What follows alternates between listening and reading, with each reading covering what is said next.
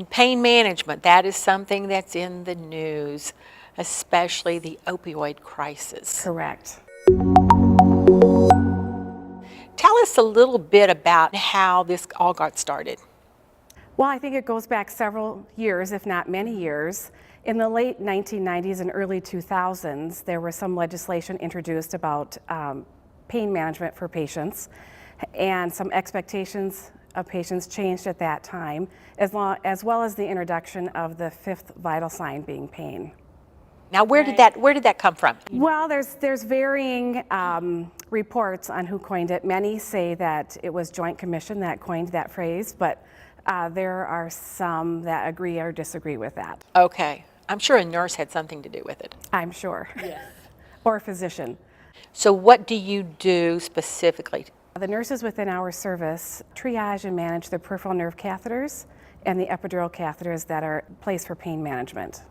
We know that the opioid crisis has continued to grow and spread like wildfire across the country, but there are pockets in the country where it's worse than others. Yes. Why is that?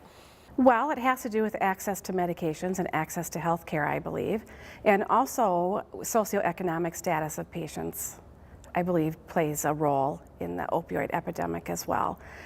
Many say this began many, many years ago in West Virginia in the coal mines with the treatment of back pain of the coal miners. This opioid crisis is not contained to one specific set of people, of patients who are involved in that. And so that makes it even more difficult to deal with.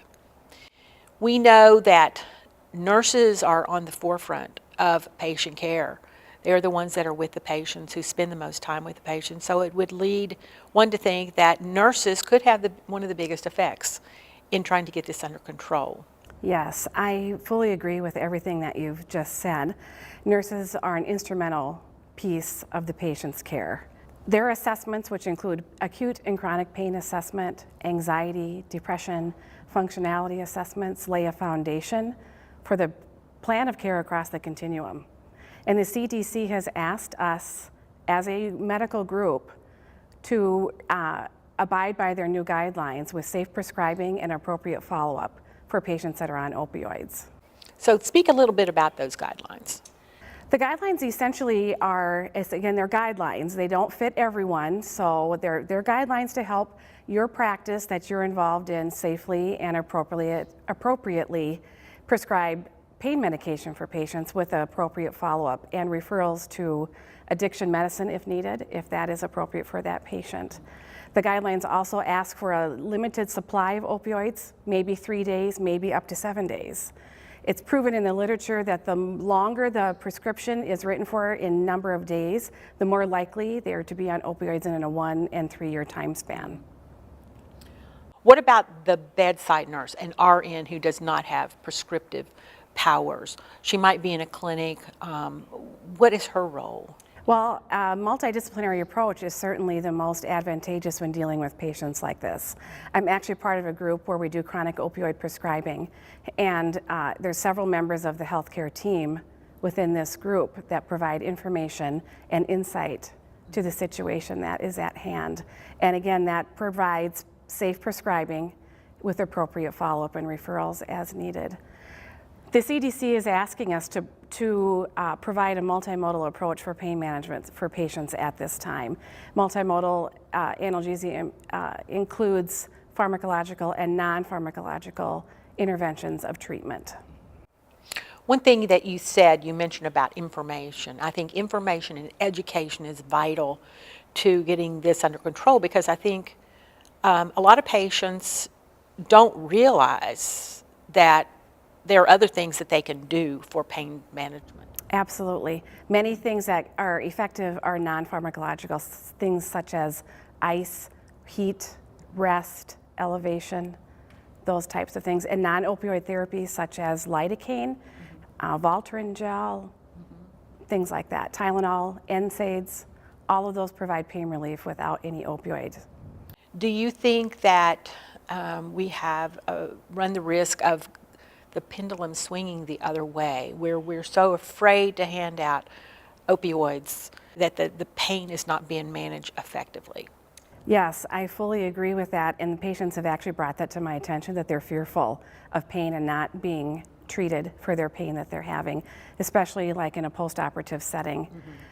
I think the best way to handle that is to recognize that there's a window of about 7 days to treat acute pain without the risk of chronic pain setting in. And we as providers are bound by our duty to provide patients pain within that time frame. What about drug users? Would their history affect the treatment they would receive for pain relief? I don't think so. I think we all have to be aware of our own conscious and unconscious bias towards patients and be aware of it and keep it in check. And when patients are honest with us and tell us their history, and they are usually concerned themselves about having a relapse at that time, but not treating their pain is not an answer to that problem. Would they need a higher level to address that pain? They may. I don't believe that receptors ever go back to their original state after having opioid exposure. So they may require more opioid in order for their pain to be relieved. And nurses and healthcare providers need to be aware of that and not penalize them, that for lack of a better word. They don't need to be punished for their previous actions. Exactly.